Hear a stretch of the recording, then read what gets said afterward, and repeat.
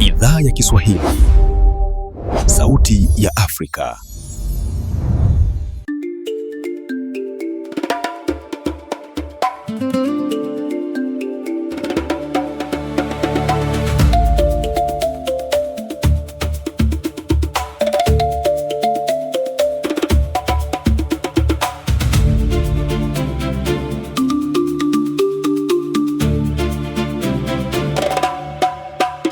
Ni saa 12:30 Afrika ya Kati, 1:30 jioni Afrika Mashariki. Ukiwa Kinshasa, Brazzaville na Bangui ni saa 11:30 jioni. Hujambo popote ulipo Afrika na kote duniani. Hii ni idhaa ya Kiswahili ya Afrika, Sauti ya Mwafrika. Haya ni matangazo yanayoangazia matukio muhimu barani.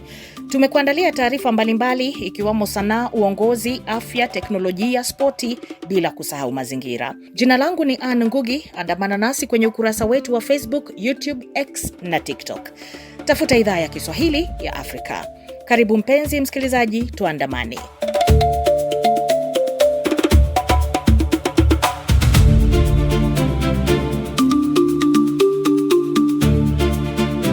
Kwa wasikilizaji wetu wa Kenya, hasa katika mwambao wa pwani na viunga vyake, mnaweza sasa kutusikiliza kupitia Radio Kaya ambayo inasikika kupitia 93.1 FM hapo jiji kuu la Mombasa, pia ikisikika maeneo ya Kwale, Kilifi, Taita Taveta na Lamu. Tuseme tu ni eneo zima la pwani ya Kenya. Nchini Tanzania mnaweza kutusikiliza kupitia 92.5 Highlands FM, radio iliyopo katika mkoa wa Mbeya na ukanda wa nyanda za juu kusini, pamoja na maeneo ya kaskazini ya Zambia na Malawi. Kwa wasikilizaji wetu wa Uganda, sasa tupo kwenye Jogoo ikiwikia 93.8 FM ambayo inapatikana maeneo ya Mbale, Iganga, Mayunge, Malaba na mpakani Busia, na pia baadhi ya maeneo ya Kisumu nchini Kenya.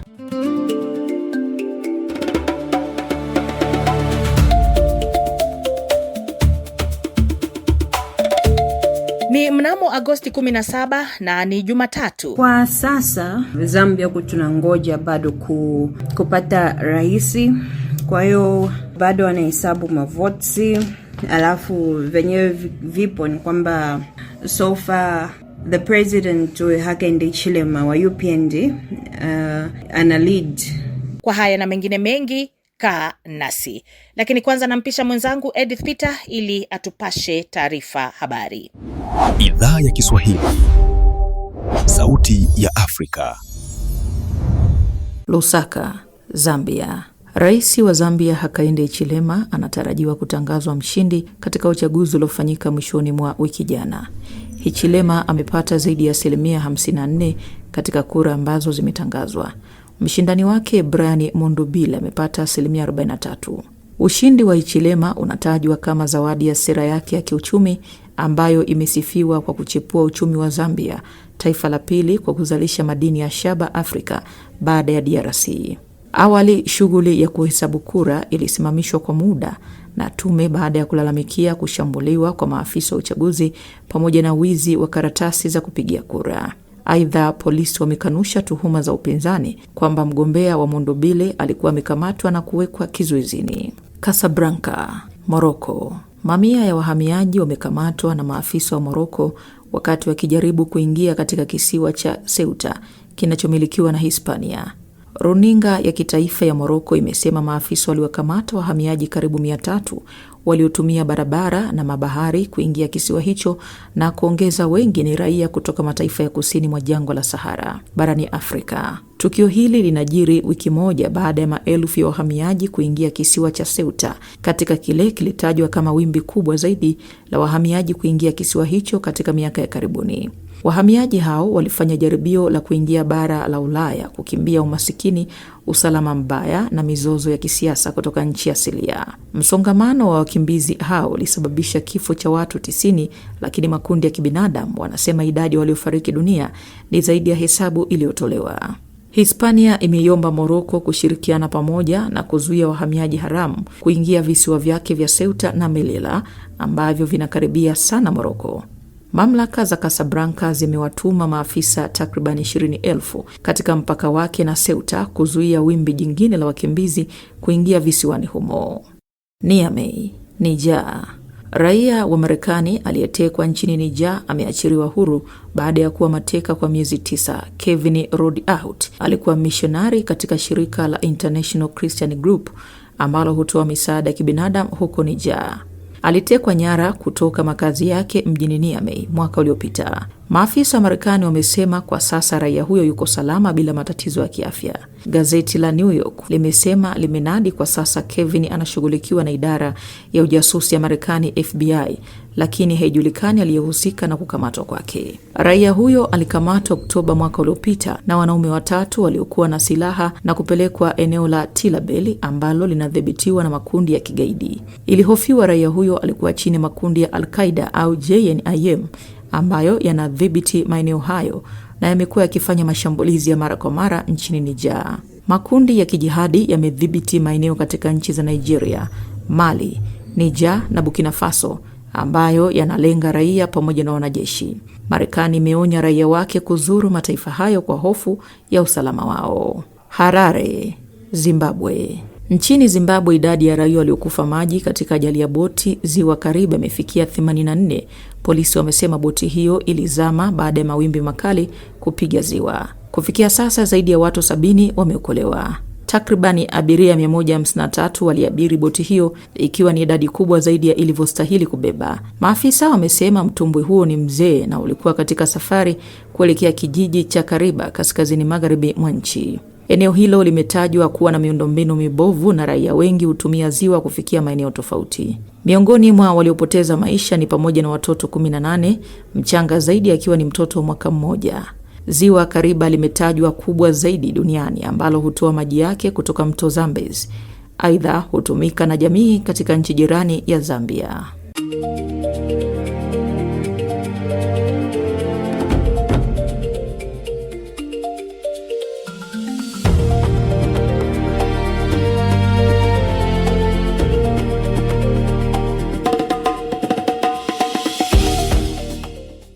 Tuungane na kikosi chetu cha wanaspoti moja kwa moja akiongozwa na nahodha mkuu Gabriel Ingubu na mengi zaidi.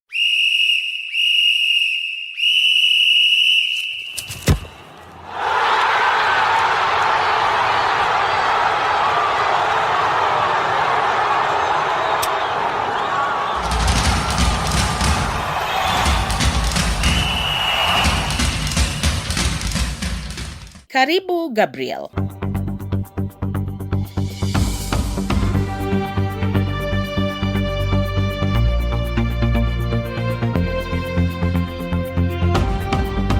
Sadakta, mbwembwe na shamra asubuhi ya leo zimeamsha miji mikuu ya Lilongwe na Yaounde kufuatia hitimisho ya mashindano ya soka kwa kinadada barani Afrika WAFCON. Indomitable Lioness ya Cameroon ilitoa ubingwa huo baada ya kuichabanga timu ya wasichana ya Malawi almaarufu Scorchers kwa mabao 3-0. Furaha ya kibogoyo kupata jino ilijawa timu ya Cameroon kuinua kombe hili kwa mara ya kwanza baada ya majaribio 3 yote ya kifeli. Upande wa Lilongwe nao ulipata furaha ya tasa kumpakata mtoto kwa kuwahi kufuzu hatua hii kwa mara ya kwanza tangu Adamu na Hawa. Habad Chawinga amepita humuhumu ndani ya mji wa Lilongwe. Ine kusangala kwanga kwa Malawi ndikwenda kuti kundifesa kukoma ngakhendilelo pano pandilokondwa fasi kwazulo ndagona ndikulota sowa bwino. Felix Fredin anasema ni habari nzuri sana, ni habari njema sana kwamba timu ya wanawake ya Malawi ambayo inaitwa Scorchers sasa Malawi itajulikana dunia nzima kwamba kuna kitu kizuri sana ambacho ni mchezo wa mpira wa mguu wa wanawake. Na pia anasema kwamba ni kitu ambacho yani kinatia moyo sana, ni kitu ambacho kijawahi tokea hapo Malawi. Kwa hiyo tumeandika historia kubwa sana katika nchi yetu na duniani. Zina lako ndo? Enoch Malamba. Monga Malawi ndona kuti Malawi monga dziko tuika no chidi pa zinthu za masewera komanso ya getting recognition ngati kwa Malawi ina ndena kuti Malawi kudzika kuti ndi potential kumalawi kuno imene ngofunika ndi kuti kasi kwambiri dedication kuika panga dedicate kwa kuma sports and other things. Enoch Malamba anasema inaonyesha kwamba hata serikali ya Malawi sasa inaweka pesa, inaweka kila kitu, kila nguvu katika michezo ya mpira wa miguu na anasema kwamba ni dalili nzuri sana kwa dunia nzima kwamba huko Malawi pia kuna moto kweli, kuna scorchers watu ambao wanaweza kachoma timu nyingi sana hapa duniani na wakawa bingwa wa mpira wa miguu wa wanawake. Ni dalili nzuri sana kuonyesha kwamba serikali sasa imeweka pesa yake, imeweka hata utaalamu wake, imewekeza katika mchezo huu wa miguu haswa wa wanawake. Jina lako? Jina langa ndine Hawa Slaji. Ndine osangala kwambiri mmene akuchitira masewera asikanawa athe kulimbikira kwambiri komanso azitha kulimbikisa anzawo. Anasema anaitwa Hawa Slaji, anasema amefurahi sana kwa Scorchers. Anasema kwamba ni dalili nzuri sana katika maendeleo ya michezo nchini Malawi, na pia anasema kwamba hatua ambayo timu ya Scorchers, timu ya wanawake hii imefikia sasa hizi ni hatua muhimu sana, na itatia moyo vijana wengi ambao labda wanatamani wangekuwa wachezaji pia na wao. Anasema kwamba wengi sasa watajitokeza na watajifunza sana mengi kutokana na wachezaji bingwa ambao wanachezea timu ya Scorchers. Anasema ni kitu kizuri sana na anaendelea kuwatakia kila laheri.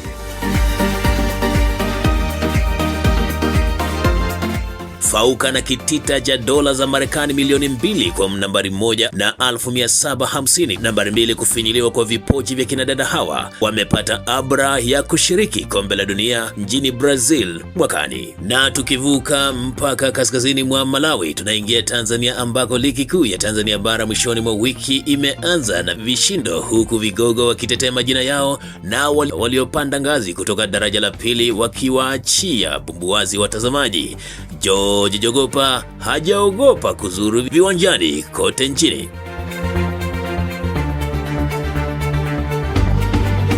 Msimu wa ligi kuu soka ya Tanzania bara umeanza rasmi, huko vigogo vya soka timu za Simba na Yanga zikianza kwa kishindo zikishinda mechi yao. Yanga ilitwanga Namungo kwa bao 3-1, wakati Simba wakiondoka na ushindi wa mabao 2-0 dhidi ya Kagera Sugar. Ligi ya msimu huu inatarajia kushuhudia vimbwanga vya hapa na pale, hasa kutokana na usajili wa mbwembwe uliofanywa na baadhi ya timu.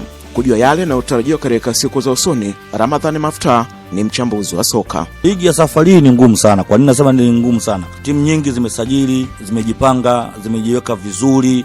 Hata hizi ambazo zimepanda kutoka championships zimekuja ziko vizuri. Kwa hiyo matarajio ya ligi ya mwaka huu itakuwa ni ngumu sana, japo kwamba kuna baadhi ya timu zimesajili vizuri sana kuliko wenzake. Simba, Yanga, Azam wamesajili kutokana na kuangalia ligi wanakwenda kucheza mashindano ya kimataifa. Kwa hiyo wamejiweka vizuri sana. Lakini vile vile katika timu ambazo ziko ndani katika ligi ya ndani nazo si haba, zimejipanga. Wamechana kibubu, wamesajili kwamba katika kuweka mazingira mazuri ya kutokupambana na hizo timu ambazo zina wachezaji wakubwa sana. Kwa safari hii tutarajie ligi itakuwa ni ngumu na michezo itakuwa ni mizuri sana. Nafikiri wote tumeona juzi Yanga ameshinda goli 3-1, lakini sio kirahisi haba. Simba jana kamfunga Kagera Sugar, sio rahisi, ni magoli ya kutafuta kwa jasho na damu. Yaani unapata goli lakini unajiuliza kwamba nakwenda tena vipi kupambana kwingine. Kwa hiyo tutarajie ligi nzuri yenye faraja. Alafu sasa safarini muona marefa kidogo wanachezesha mpira wa kueleweka kwamba ushindani unakuwa ni mzuri, makosa madogo madogo naona unaenda kujisahihisha. Kwa hiyo tutarajie ligi ambayo itakuwa ni nzuri, isiyokuwa na kelele na lawama. Kikubwa tu marefa waendelee na tabia hiyo hiyo ili ligi iweze kuwa vizuri zaidi, kwamba sababu kuna kwa sometimes kuna maneno mengi sana katika mechi za ligi hii. Yanga wamesajili, Simba kasajili, Kagera wamesajili, wamepanda ligi wamesajili, Namungo wamesajili, Pamba wamesajili, na umeona umetoka juzi na Dodoma Jiji goli 1, japo alianza kufungwa kasawazisha Pamba, lakini tuliona mchezo ambao wa kuona watu wana hamu ya kuweza kuonekana kwenda sehemu nyingine kutafuta mazingira mengine ya kupambana. Tutarajie mazuri, na safari bingwa atakuwa ni bingwa hasa, bingwa kweli kweli, kwa sababu timu zimejipanga. Pamoja kwamba ni mapema sana kubashiri mwelekeo wa ligi kuu soka Tanzania bara kwa sababu ndio mwanzo ligi imeanza, lakini umetaja usajili. Simba na Yanga wamesajili kwa kishindo, Yanga kimrejesha Aziz Ki na kuboresha kikosi chake cha shambuliaji, lakini umesema kwamba wameshinda katika mechi yao mwishoni mwa wiki kwa mbinde mno. Usajili wa mbwembwe hauna nafasi kwao. Kwanza naweza nikasema tuwape kongole Yanga kwa kitendo cha kufanya pale KMC. Aziz Ki ametambulishwa kimataifa kama wanavyofanya timu za Ulaya. Hakuna mechi, uwanja umejaa na watu wameshangilia, wamefarijika sana. Yanga sijasema kwamba ameshinda kwa ugumu, kwa sababu wamempiga kilaini sana yule Namungo, au sio bwana? Yani ligi ya ndani unajua ni tofauti na kimataifa, kwa sababu tunajuana, tuko hapa. Kwa mchezaji hata ambaye anasajiliwa kutoka nje anakuja hapa, lazima ajipange, kwa sababu ligi za ndani ni ngumu sana, kwa sababu unakuwa kila mtu anamtambua mwenzake, anamjua mwenzake, anajua ingieje. Kagera Sugar alikuwa ni timu ambayo anamsumbua sana Simba, lakini jana amekula goli 2. Kwa tuseme ligi ni ngumu.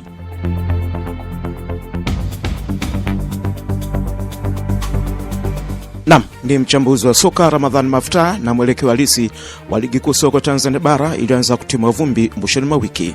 Mpaka wakati mwingine na mara nyingine, kutoka Dar es Salaam ni Joe Chinchokopa. Kutoka ufuo wa bahari Hindi mjini Dar es Salaam, tunapaa hadi ufuo wa bahari Atlantic ndani mwa DRC.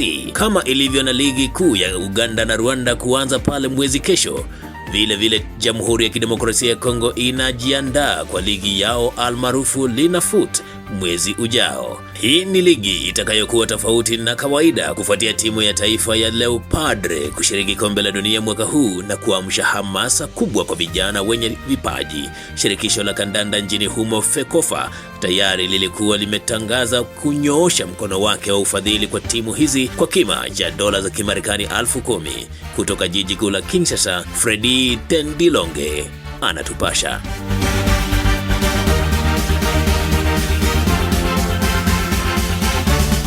Rodrigue Mumbere, wewe fuatilia kwa kina masuala ya mpira hapa mjini DRC, lakini tulitaka tutue shirika la soka mjini DRC lilitoa dola za Marekani milioni 10 kusaidia kufanikisha talanta ya mpira wa miguu wa vilabu hapa mjini.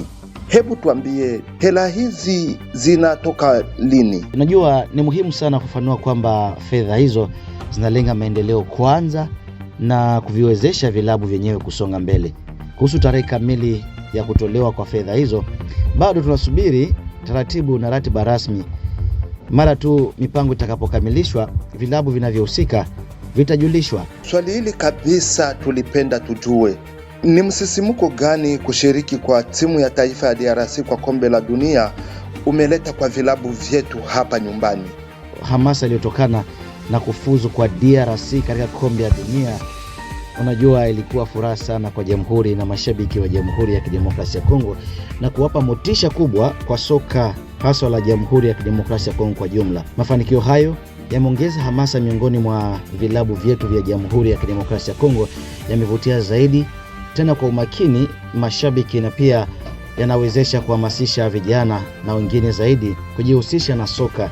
Najua soka imeonekana kuwa eneo ambalo linaunganisha raia, linaunganisha upinzani, linaunganisha walio madarakani na mashirika ya kiraia. Nasema soka imeunganisha watu sana. Sasa tunapaswa kugeuza hamasa kuwa hatua madhubuti ya kuboresha ushindani wa kiwango cha juu cha maklabu ama vilabu vyetu vya DRC. Lakini bwana Rodrigue, msimu unatarajiwa kuanza mwezi kesho. Mbona hadi leo hakujatangazwa ratiba kamili? Ama nini ambacho hakiendeki kwa ligi yetu ya Linafoot? Ratiba ya msimu mpya ambao umeswali hapa juu, naweza sema kwamba kutokutangazwa kwake hadi sasa hakumaanishi kwamba michuano imefutwa. Hapana.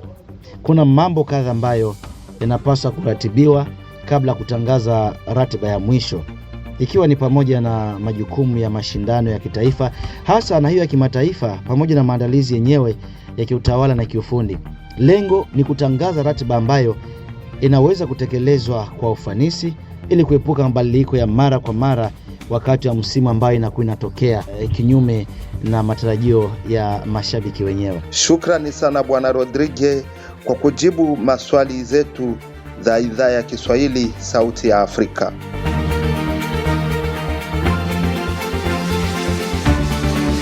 Na hatimaye Kenya itakuwa mwenyeji wa michezo ya volleyball barani Afrika kwa kitengo cha kinadada kuanzia Agosti 23 hadi tarehe 5 Septemba. Mashindano haya yatakuwa ya kutafuta timu zitakazofuzu kwa mashindano ya ulimwengu wa volleyball na hatimaye mashindano ya Olimpiki kule Marekani mwaka 2028. Kikosi cha dada 14 cha Malkia Strikers wa Kenya kimetajwa kukabiliana na timu zenye uzoefu mkubwa kama kutoka Afrika Magharibi na Kaskazini kama Misri.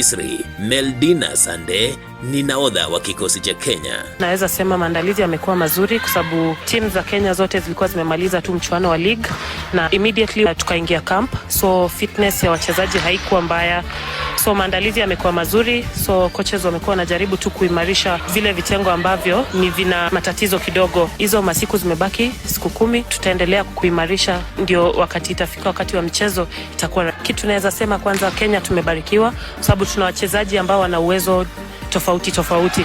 Ukikuja uone vile wachezaji wanacheza kwa ligi ya Kenya utafurahia sana kwa sababu wachezaji chipukizi na wachezaji ambao wamekuwa pale utaona like different talents kwa kila kitengo. Lengo ni moja, vile moto wetu inasema one team one mission, lengo letu ni moja. So mission ni hiyo moja, ushindi. Na usisahau kukumbuka kwamba Kenya ndio bingwa mtetezi barani Afrika. Ni hayo tu kwa sasa. Mimi ni Gabriel Ingabo, jioni njema.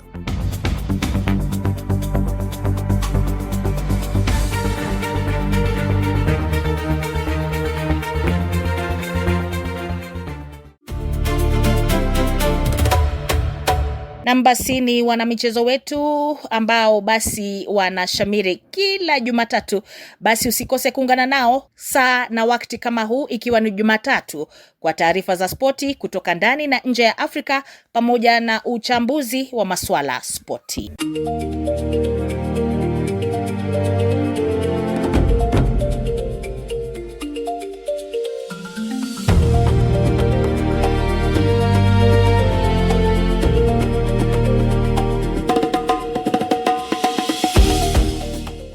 Ikiwa unajiunga nasi, hii ni idhaa ya Kiswahili ya Afrika, sauti ya Mwafrika.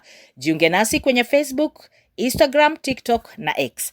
Tafuta idhaa ya Kiswahili ya Afrika. Tunakukaribisha pia ujiunge au kusubscribe na YouTube ya idhaa ya Kiswahili ya Afrika na kuwa huru kabisa kuchangia kwenye matangazo haya. Mimi ni Ann Ngugi.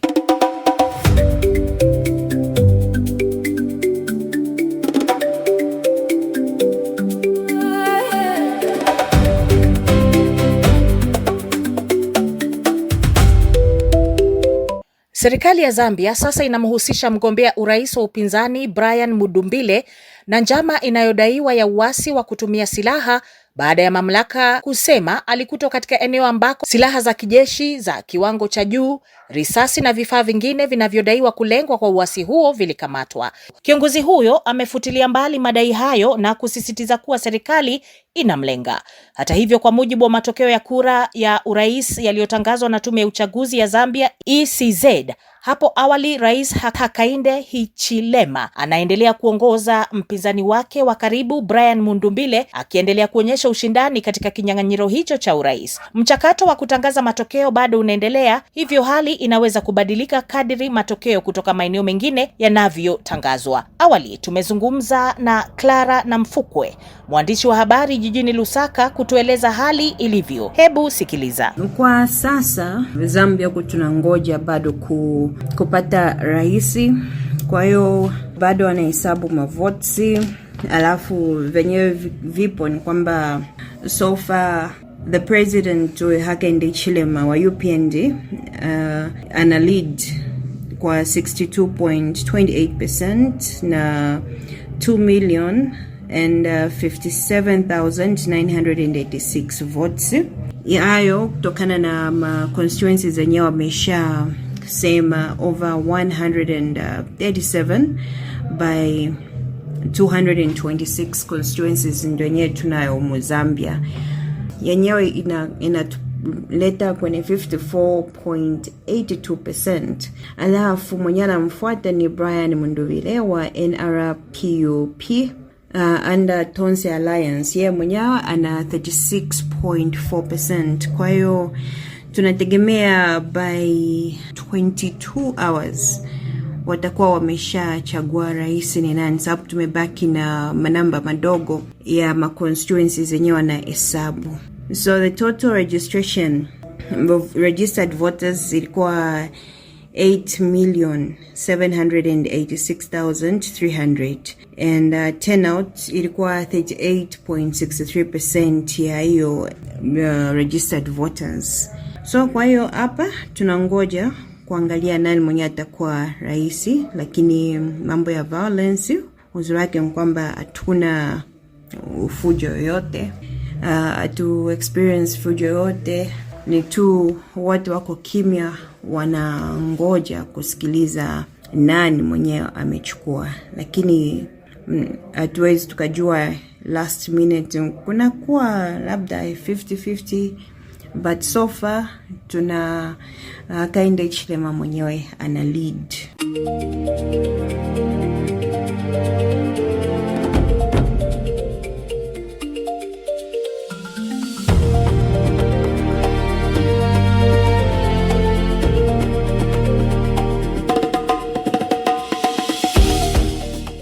Ukiwa Afrika Kusini, unaweza kutusikiliza kupitia SA Swahili FM Radio pale Johannesburg kila siku. Pia inapatikana kwa masafa marefu. Sasa matangazo yetu yapo kwenye Radio Jamii Kivu, inapatikana katika mji wa Baraka, tarafa ya Fizi, mashariki mwa DRC. Pia inasikika kwenye baadhi ya mikoa ya nchi jirani ya Burundi pamoja na baadhi ya maeneo katika tarafa ya Uvira.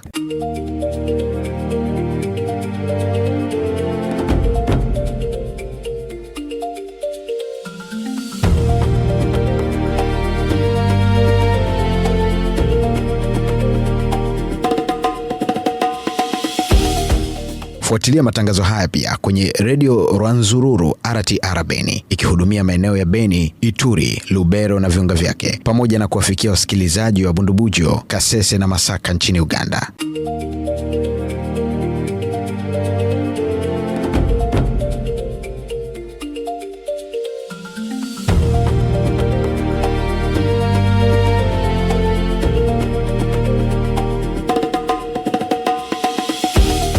Kwenye neno la siku hii leo tunaangazia neno yote tisa, ambalo mara nyingi hutumiwa kwenye msemo au nahau yote tisa 10. Hii linamaanisha kuweka kando mambo mengine yote yaliyosemwa au kutendeka ili kusisitiza jambo la muhimu zaidi kuliko yote.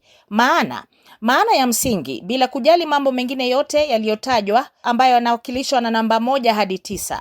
Jambo kuu na la mwisho itakuwa ni nambari 10, ndiyo lenye uzito au muhimu mkubwa zaidi. Tafsiri kwa Kiingereza, above all, all in all, au leaving all that aside. Matumizi. Msemo huu hutumika pale unapotaka kufanya muktasari wa mazungumzo na kuingia kwenye hoja kuu, kuonyesha jambo linalostahili kupewa kipaumbele baada ya kutaja mambo kadhaa madogo au ya kawaida. Mifano katika sentensi. Mfano wa kwanza, ametaja sababu nyingi za kuchelewa lakini yote 9, 10 ni kwamba hakufika kazini. Mfano wa pili, waliongea kuhusu hali ya hewa, changamoto za usafiri, lakini yote 9, 10 simu yake haikuwa na chaji. Iko unajiunga nasi, shukran na karibu. Hii ni idhaa ya Kiswahili ya Afrika, sauti ya Mwafrika. Tufuate kwenye Facebook, YouTube, TikTok na X. Tafuta idhaa ya Kiswahili ya Afrika. Waalike marafiki na watu wa karibu kujiunga na idhaa ya Kiswahili ya Afrika, na kumbuka kwamba usubscribe au jiunge na YouTube yetu, kwani sote tu familia moja, sauti moja ya Mwafrika.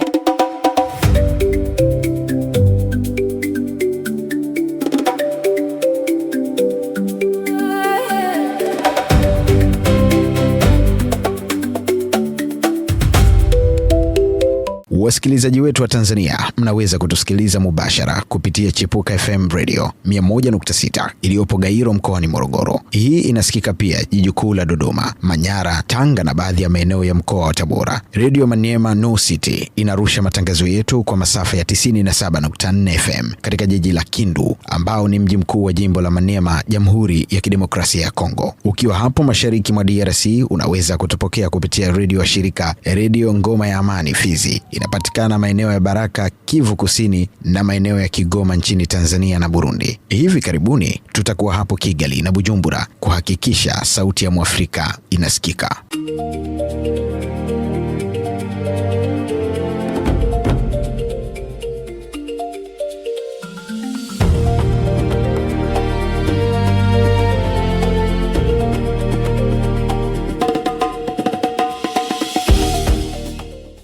asanteni sana kwa kuchangia matangazo ya leo. Jiunge nasi kila siku saa 1:30 saa za Afrika Mashariki. Hii ni idhaa ya Kiswahili ya Afrika. Jiunge nasi pia kwenye mitandao yetu ya kijamii Facebook, YouTube, TikTok na X. Ni hayo tu kwa sasa. Jina langu ni Ann Ngugi. Hata kesho ni siku.